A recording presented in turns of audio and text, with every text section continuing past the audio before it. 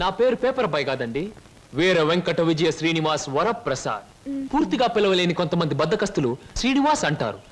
ముచ్చటగా ముద్దుగా పిలవాలనుకున్న వారు సీను అంటారు. సుబ్బమ్మ గారు, నా పేరు సుబ్బమ్మ కాదు, లలిత.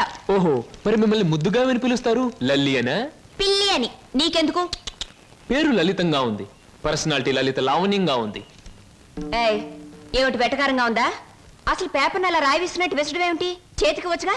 ఇవ్వచ్చనుకోండి, ప్రతి వాళ్ళ చేతికి ఇస్తూ పోతే కొంతమందికి ఇవాళ ఉదయం పేపర్ రేపు సాయంత్రానికి, రేపు సాయంత్రం పేపర్ ఎల్లుండి అని అందుతుంది.